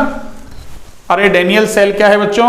गैल्वेनिक सेल का एक उदाहरण। तो देखिए आप अपनी हेडिंग चलेगी गैल्वेनिक सेल के लिए अरे नेंसर्ट समीकरण की व्युत्पत्ति चलेगी है ना। तो देखिए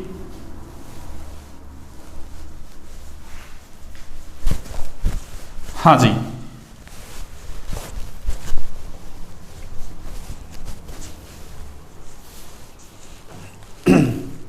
यानी क्या कह सकते हैं अपन,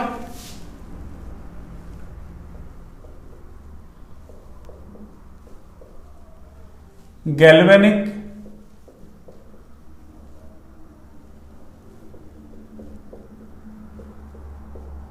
सेल के लिए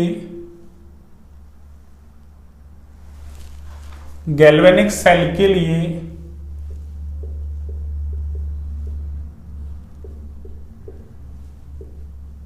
नेंसर्ट समीकरण की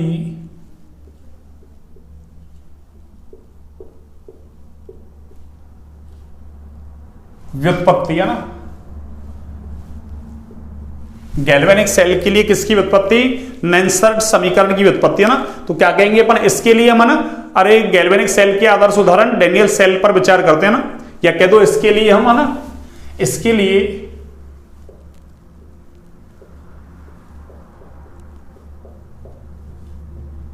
हम डैनियल सेल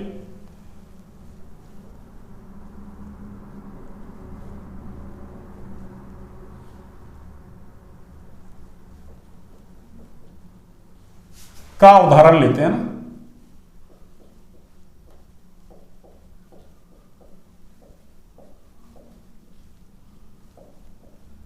इसके लिए हम डैनियल सेल का क्या लेते हैं, उदाहरण। अब देखिए अभिक्रिया हमेशा अपन को किस रूप में लिखनी है, यहां अपचयन रूप में। तो देखिए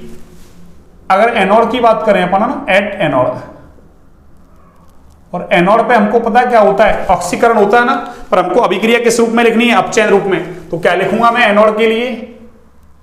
अरे Zn+2 प्लस 2 इलेक्ट्रॉन, इससे क्या बनेगा बच्चों Zn, और ये होता है सॉलिड है ना।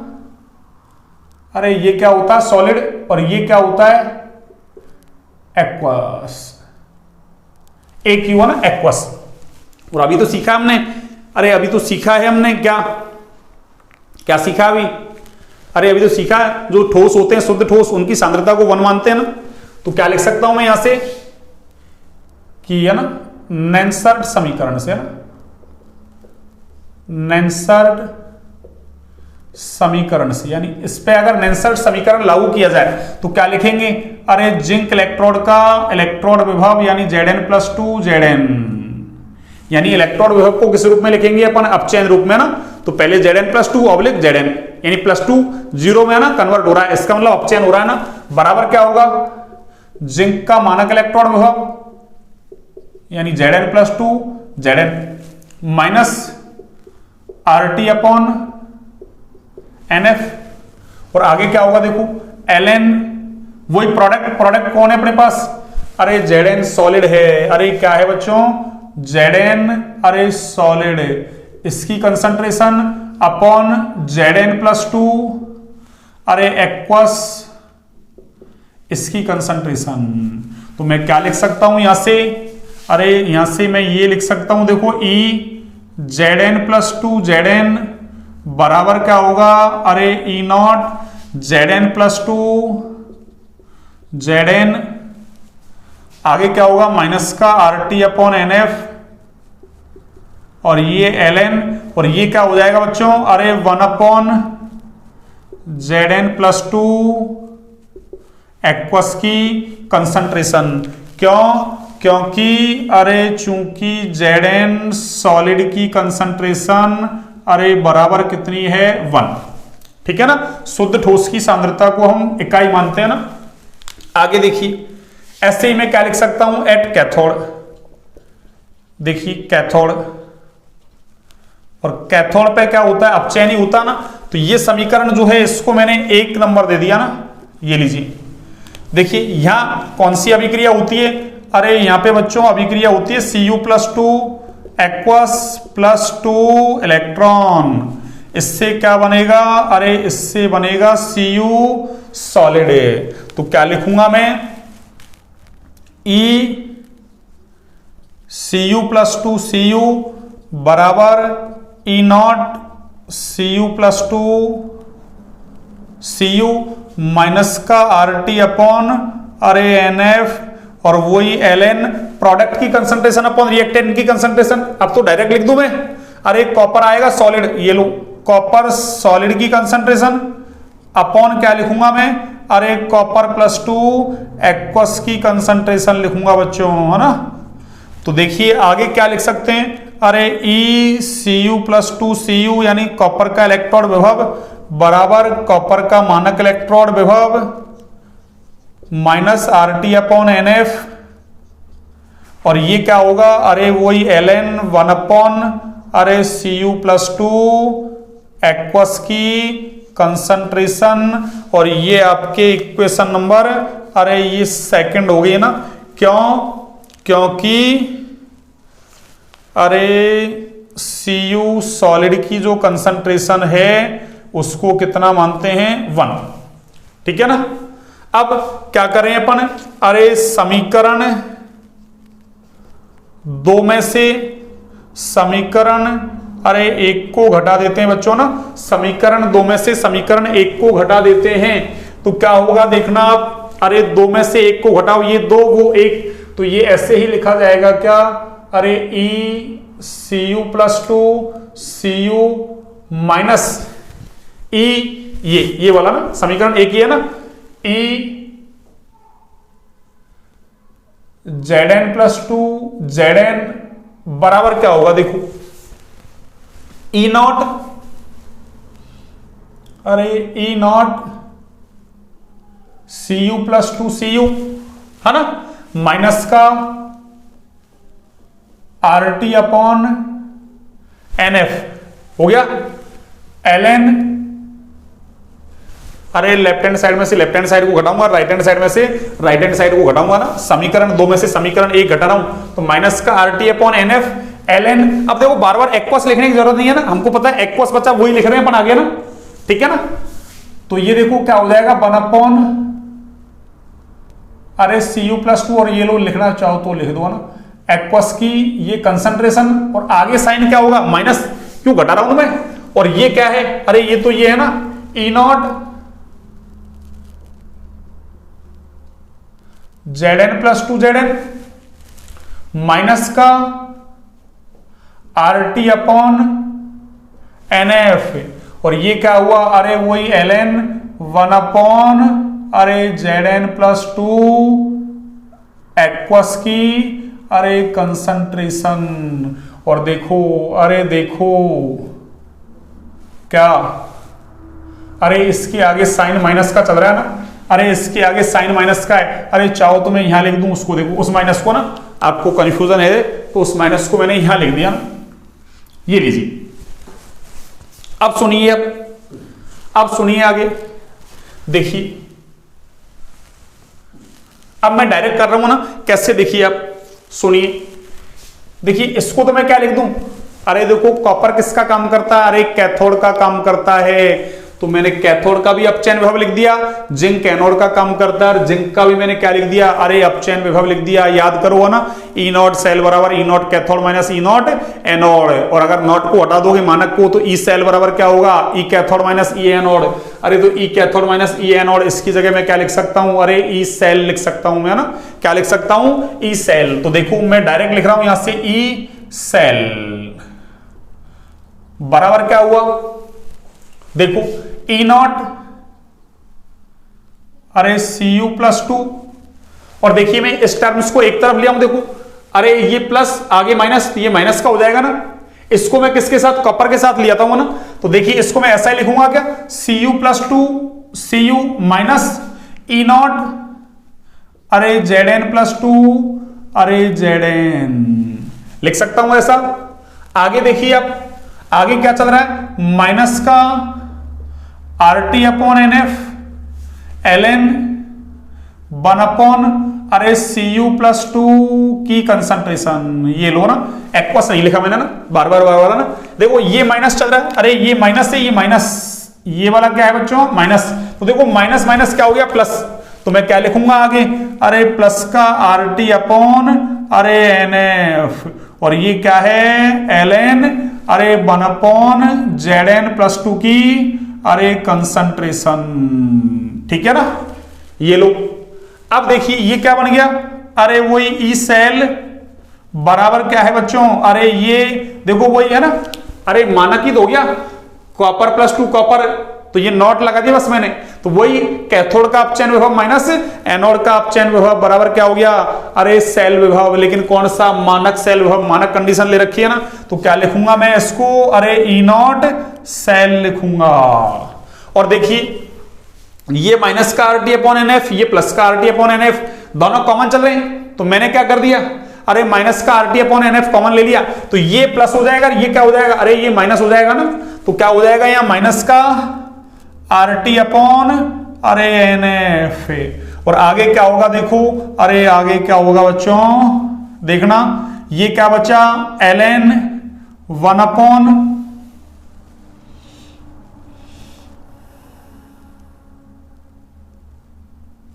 एक सेकंड में इसको थोड़ा हल्का सा ऊपर कर दो ना, या फिर इसको हल्का सा नीचे करो ना, क्यों लिखने में नहीं आएगा ना, अरे ओवरलैप हो जाएंगे ये ना, ये लो मैं यहां लिखता हूं ना, इसको पहले इसको लिख दूं मैं ना, एक बार देखो ये क्या चल रहा था, RT अपॉन NF, ये लो, और ln 1 अपॉन अरे Zn प्लस 2 की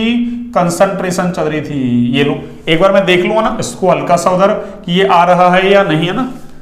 कहीं गड़बड़ हो जाए, हाँ जी आ तो रहा है ना, चलिए तो देखिए आप, अरे देखिए आप क्या होगा ln,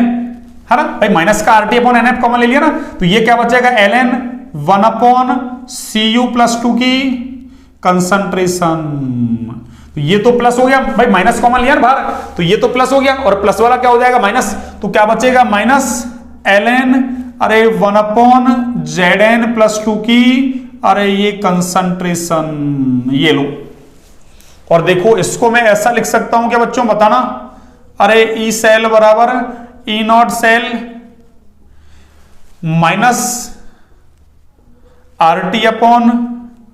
NF, अरे देखो log m minus log n,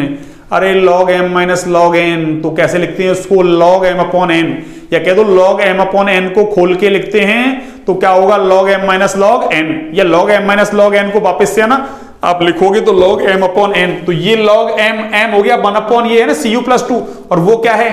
अरे ये log m minus log n, तो क्या लिखूंगा log m अपॉन n, तो log m तो ये n हुए, तो क्या लिखूंगा 1 upon Cu plus 2 upon 1 upon Zn plus 2, अरे आप ऐसा लिखते होंगे ना कभी, अरे 1/2/3/4, तो ये क्या करते हो आप 4 को ऊपर भेजते हो, यानी 4 ऊपर और 2 और 3 कहां आएगा नीचे, तो वही बात तो यहां होगी कि 1 अपॉन अरे Cu plus 2 upon 1 upon Zn plus 2, अरे तो Zn प्लस 2 कहां जाएगा ऊपर,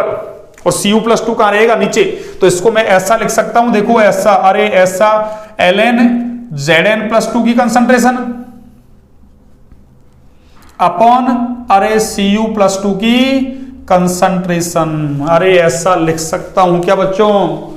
किसी को आपत्ति है तो बोलिए, लिख सकता हूं मैं ऐसा, अरे ऐसा मैं लिख सकता हूं, है ना, तो इसका मतलब ये समीकरण नंबर आपके क्या हो गया, अरे 3 हो गया ना, ये समीकरण नंबर क्या हो गया 3, ये लीजिए, यानी मैं चाहूं तो ऐसे लिख दूं, देखो अरे log, ये लो m अपॉन n बराबर क्या होता है बच्चों, अरे log m माइनस log अरे एन, ये क्या है, अरे ये फॉर्मूला है ना। आपको जितने फॉर्मूले लिखवाए जा रहे हैं वो सारे याद रखने हैं आपको ना। तो बस मैंने इसको पूरी टर्म को m मान लिया, उसको n, तो m अपॉन n, तो 1 upon C U plus 2 upon 1 upon Z N plus 2, तो जेड एन प्लस 2 कहां चला गया, ऊपर, और सी यू प्लस 2 कहां रह गया, नीचे। और समीकरण 3 क्या है, अरे गैल्वेनिक सेल के लिए नेंसर्ड समीकरण, तो क्या लिखेंगे अपन कि समीकरण 3 गैल्वेनिक सेल के लिए, गैल्वेनिक सेल के लिए, गैल्वेनिक सेल के लिए नेंसर्ड समीकरण कहलाता है बच्चों ना। कौन सा समीकरण कहलाता है, नेंसर्ड समीकरण कहलाता है। आपसे सीधे ही 2 नंबर में पूछ लेगा ना कि गैल्वेनिक सेल के लिए नेंसर्ड समीकरण की व्युत्पत्ति कीजिए, तो ये आपको व्युत्पत्ति करनी है ना। ये फॉर्मूले वगैरह तो लिखो नहीं, कोई जरूरी नहीं, साइड में लिख दो ना, मेरे पास जगह नहीं थी इसलिए मैंने यहां लिख दिया ना। एक बार दोबारा से देख लीजिए आप, गैल्वेनिक सेल के लिए नेंसर्ड समीकरण की व्युत्पत्ति इंपॉर्टेंट है ना। अरे ये इंपॉर्टेंट है, ये लो इंपॉर्टेंट है ना, पूछा जा चुका है पहले सवाल। तो हमने क्या लिख दिया, इसके लिए हम डैनियल सेल का उदाहरण लेते हैं भैया ना। और डैनियल सेल में देखो एनोड पर कौन सी अभिक्रिया होती है, अरे ऑक्सीडेशन, कैथोड पर रिडक्शन, पर हमको अभिक्रिया हमेशा किस रूप में लिखनी है, रिडक्शन रूप में ना। तो मैंने क्या लिख दिया, Zn plus 2 aqueous 2 electron Zn solid, और इसके ऊपर मैंने किसका समीकरण लगा दिया, अरे नेंसर्ड का समीकरण लगा दिया जो अपन ने पीछे पढ़ा था, ई इलेक्ट्रोड बराबर E not electrode minus RT upon NF, LN product की कंसंट्रेशन अपॉन रिएक्टेंट की कंसंट्रेशन। अब इलेक्ट्रोड कौन है यहाँ, जिंक, इसलिए मैंने क्या लिख दिया, जिंक का इलेक्ट्रोड विभव, यानी ई Zn प्लस 2 Zn, या जिंक का इलेक्ट्रोड विभव बराबर क्या है, जिंक का मानक इलेक्ट्रोड विभव minus RT upon NF, LN product की कंसंट्रेशन अपॉन रिएक्टेंट की कंसंट्रेशन। प्रोडक्ट कौन है, जिंक सॉलिड, रिएक्टेंट कौन है, जिंक प्लस 2 एक्वस। आगे जिंक सॉलिड जो है इसकी कंसंट्रेशन को 1 मानते हैं, बस मैंने इसकी जगह 1 रख दिया। ऐसे कैसे, ऐसे मैंने ना कैथोड वाली रिएक्शन को लिख दिया, वही Cu plus 2 aqueous 2 electron Cu solid, और इस पे मैंने वही नेंसर्ड समीकरण लगाई ऊपर की तरह ना। और फिर मैंने 2 में से क्या किया, 1 को घटाया, तो लेफ्ट हैंड साइड में से लेफ्ट हैंड साइड घटेगा, राइट हैंड साइड में से राइट हैंड साइड। तो लेफ्ट हैंड साइड क्या है, ECu plus 2 Cu, ECu plus 2 Cu minus EZn plus 2 Zn हो गया। राइट हैंड साइड ये है, पूरे के पूरे को ऐसे कैसे लिख दिया मैंने, आगे माइनस, और इसको पूरे को उठा के ऐसे कैसे लिख दिया। अब आगे क्या किया मैंने, ये क्या बन गया, अरे ये क्या बन गया, अरे ये क्या बन गया, अरे ये पूरा बच्चों ये ई सेल ही तो है, ये ई सेल, ठीक है ना। यानी कैथोड का अपचयन विभव माइनस एनोड का अपचयन विभव। क्यों, डैनियल सेल में कॉपर कैथोड का काम करता है, जिंक किसका काम करता है, एनोड का, और दोनों ही हमने अपचयन ले रखे हैं ना, इलेक्ट्रोड विभव, इसलिए ये क्या हो गया, ई सेल। और ये क्या चल रहा है आगे, ई नॉट Cu प्लस 2 Cu, ऐसे कैसे लिख दिया। और आगे देखो ये वाला ना, अरे ये प्लस है गुणा है ना, आगे क्या हो रहा है माइनस, तो ये माइनस का हो गया, इसको मैं कॉपर के साथ लिया यार बस। तो ये क्या बन गया अपने पास, ई नॉट सेल, और आगे कुछ नहीं है, वही देखो माइनस का आरटी अपॉन एनएफ 1 अपॉन है ना एलएन 1 अपॉन Cu प्लस 2 की कंसंट्रेशन, और ये देखो माइनस माइनस प्लस हो गया, तो इसको मैंने ऐसे कैसे रख दिया। आगे इसको तो मैंने ई नॉट सेल बोल दिया। आगे देखो आरटी अपॉन एनएफ कॉमन है ना, मैंने कौन सा ले लिया, माइनस का आरटी अपॉन एनएफ को कॉमन ले लिया, तो ये प्लस का बन गया, ये माइनस का बन गया, बस यही किया। और आगे इसमें तो मैंने क्या लगा दिया, ये फॉर्मूला लगा दिया, लॉग एम अपॉन एन बराबर क्या है, log M minus log N. इस तरीके से आपका ये फॉर्मूला हो गया। अरे ये वही फॉर्मूला आ गया जो इलेक्ट्रोड विभव का था, देखो बस इलेक्ट्रोड विभव की जगह मैंने सेल विभव लिख दिया, ई इलेक्ट्रोड बराबर E not electrode minus RT upon NF LN, वही प्रोडक्ट की कंसंट्रेशन अपॉन रिएक्टेंट की कंसंट्रेशन, बस इलेक्ट्रोड की जगह सेल लिख दिया, ठीक है ना। वही इसको हम पहले की तरह सॉल्व करते हैं ना, वही 298 केल्विन पर है ना, कितने पर, 298 केल्विन पर। तो आपको अगर आता है कि गैल्वेनिक सेल के लिए नेंसर्ड समीकरण की व्युत्पत्ति कीजिए, तो आपको इतना काम करना ना। न्यूमेरिकल्स के लिए क्या करोगे आप, अरे न्यूमेरिकल्स के लिए क्या करोगे बच्चों, इसको अरे इसको 298 केल्विन पर सॉल्व कर लेते हैं ना, इसको 298 केल्विन पर सॉल्व कर लेते हैं ना। वही सब कुछ पहले की तरह सेम है ना, आर की वैल्यू वही टेम्परेचर 298 केल्विन लेंगे ना, एलएन को log 10 में चेंज करेंगे, वही अभी जो पीछे करके आ रहे हैं ना इलेक्ट्रोड विभव के अंदर, वही काम करना है ना। देखिए तो मैं क्या लिख सकता हूं यहां से, एलएन को log 10 में चेंज करना है, 2.303 से क्या करना है आपको गुणा, फिर वही 2.303, आर की वैल्यू 8.314, टेम्परेचर 298 केल्विन, 96,500 का भाग लगाओगे तो वही वैल्यू आने वाली है जो पहले आई थी 0.059। अरे कितनी आएगी बच्चों, 0.059, कितनी आएगी 0.05 अरे 9 आएगी है ना। देखिए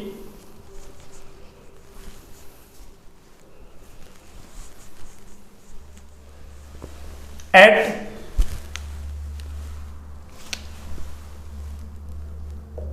298 केल्विन। ठीक है ना, देखो वही आर की वैल्यू रखो, टी की वैल्यू रखो, टी 298 ले रखा है, एफ की वैल्यू रखो, एल एन को लॉकडाउन में चेंज करोगे 2.303 से गुणा कर लो। इस पूरे को सॉल्व करते हैं तो क्या आता है, अरे ई सेल बराबर ई नॉट सेल माइनस ये वैल्यू आती है वही 0.059 अपॉन एन, और आगे क्या चल रहा है, एल एन किस में चेंज हो गया, log 10 में चेंज हो गया। 10 को लिखो तो लिखो, नहीं कोई जरूरी नहीं है। और ये Zn+2 की कंसंट्रेशन अपॉन अरे Cu+2 की कंसंट्रेशन, और ये Zn+2 Cu+2 आपको याद नहीं रखना, आपको तो याद क्या रखना है, अरे आपको याद क्या रखना है बच्चों, आपको तो प्रोडक्ट की कंसंट्रेशन अपॉन रिएक्टेंट की कंसंट्रेशन। क्यों, अगर हमको चेंज करके दे दे कोई है ना, तो हमको तो वो याद रखना है ना। तो ये क्या है, अरे ये न्यूमेरिकल के लिए काम आने वाला है। देखो कुछ नहीं है, बस इलेक्ट्रोड की जगह सेल विभव लिख दिया मैंने, है ना, ये याद करने की जरूरत नहीं है, मैं बार बार कह रहा हूं। अब डेनियल सेल में तो क्या होता है, अरे देखो Zn+2 की कंसंट्रेशन बढ़ाओ, अंश में राशि बढ़ा रहे हैं, तो ये पूरी वैल्यू क्या होगी, बढ़ेगी। तो ये वैल्यू क्या होगी, अरे बढ़ेगी, तो ये वैल्यू ज्यादा हुई ना, तो ज्यादा वैल्यू क्या हो रही है, घट रही है इसमें से, किसमें से, अरे ई नॉट सेल में से। इसका मतलब कि डेनियल सेल में Zn+2 की कंसंट्रेशन बढ़ती है, अरे तो सेल विभव का मान घटता है, अरे सेल विभव का मान क्या होगा, घटेगा। जबकि हम क्या करेंगे, कॉपर+2 की कंसंट्रेशन बढ़ाएंगे, हर में राशि बढ़ाएंगे, तो ये वैल्यू क्या हो जाएगी, घट जाएगी, तो कम वैल्यू लेस होगी उसमें से, तो ई सेल क्या हो जाएगा, अरे बढ़ जाएगा। क्यों, ये तो फिक्स है ना, इसमें से अगर ज्यादा वैल्यू घटाऊंगा इसमें से तो ये घटेगा, और कम वैल्यू घटाऊंगा तो क्या होगा, बढ़ेगा वो। तो हर में राशि बढ़ाएंगे, यानी Copper+2 की कंसंट्रेशन बढ़ाऊंगा तो ये वैल्यू क्या होगी, अरे घट जाएगी, कम हो जाएगी, तो इसमें से कम वैल्यू घटेगी तो वो वैल्यू बढ़ जाएगी। तो क्या कहेंगे कि डेनियल सेल में, है ना, डेनियल सेल में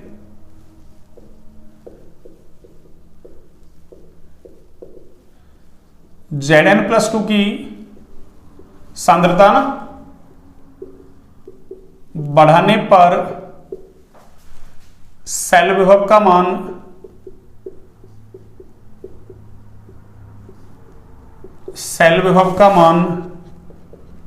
घटता है, जबकि Copper+2 है ना, कौन सा, Copper+2 है ना, की सांद्रता बढ़ाने पर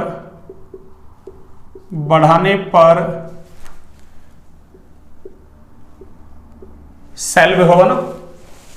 सेल विभव का मान क्या होता है, बढ़ता है ना। सेल विभव का मान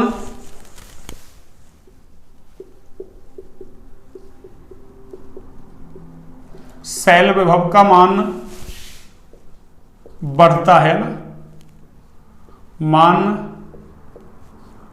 बढ़ता है। ये लीजिए,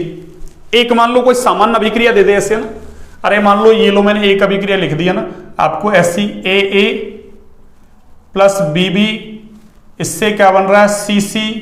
प्लस DD, है ना। कैपिटल A कैपिटल B दोनों अभिकारक, कैपिटल C कैपिटल D क्या है, उत्पाद। Small a small b small c small d क्या है, इनके स्टाइकोमेट्रिक गुणांक A और B तो है ना अभिकारकों के, C और D किसके हैं, उत्पाद के, है ना। इसके लिए नेंसर्ड समीकरण लिखना है ना, इसके लिए ना क्या लिखना है, नेंसर्ड समीकरण। ये लो नेंसर्ड समीकरण आपको लिखना है। कैसे लिखेंगे देखो, अरे सिंपल सी कहानी देखो, नेंसर्ड समीकरण कैसे लिखोगे, ई सेल बराबर क्या होता है, अरे ई नॉट सेल, है ना, ठीक है ना। और आगे क्या हो जाएगा, माइनस RT अपॉन NF, और LN क्या लिखोगे, प्रोडक्ट की कंसंट्रेशन अपॉन रिएक्टेंट की कंसंट्रेशन। प्रोडक्ट कौन है हमारे पास, अरे C की पावर क्या है, C इंटू D की पावर क्या होगा, D मल्टीप्लाई करना है आपको ना, अपॉन A की पावर क्या हो जाएगा, अरे A, और B की पावर क्या हो जाएगा, अरे B। ये एक सामान्य समीकरण लिख दिया मैंने ना, कि आपको जब भी दे तो ई सेल बराबर E naught cell minus RT upon NF LN, और ये प्रोडक्ट की कंसंट्रेशन अपॉन रिएक्टेंट की कंसंट्रेशन, ठीक है ना। न्यूमेरिकल फॉर्म में लिखना है, तो फिर इस पूरे की जगह क्या लिख दो आप, 0.059 अपॉन n, 0.059 अपॉन n,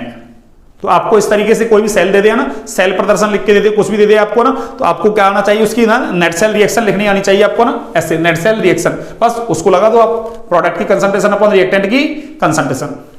चलिए, तो आज की क्लास को बच्चों यहीं तक रखते हैं ना। कल एक मानक सेल विभव और साम्यावस्था स्थिरांक यानी केसी में संबंध स्थापित करेंगे ना, और उसके बाद हम न्यूमेरिकल्स की तरफ बढ़ेंगे ना। किसकी तरफ? न्यूमेरिकल्स की तरफ। ठीक है ना। चलिए, आज की क्लास को यहीं तक रखते हैं ना, और क्लास अच्छी लगी तो क्लास को लाइक सब्सक्राइब शेयर करें भैया ना। हाँ, ज्यादा से ज्यादा शेयर करें ना। हाँ, वैसे तो आप अच्छा काम कर रहे हो ना, शेयर वगैरह अच्छे से कर रहे हो। हाँ, लाइक वगैरह सब्सक्राइब वगैरह सब कुछ अच्छा हो रहा है ना। 511 सब्सक्राइबर हो गए अपने ना, 511 है ना,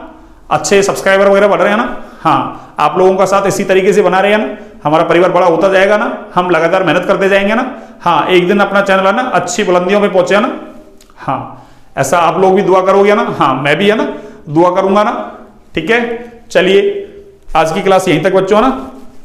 अब हम एमीन्स की क्लास स्टार्ट करेंगे ना कुछ देर बाद।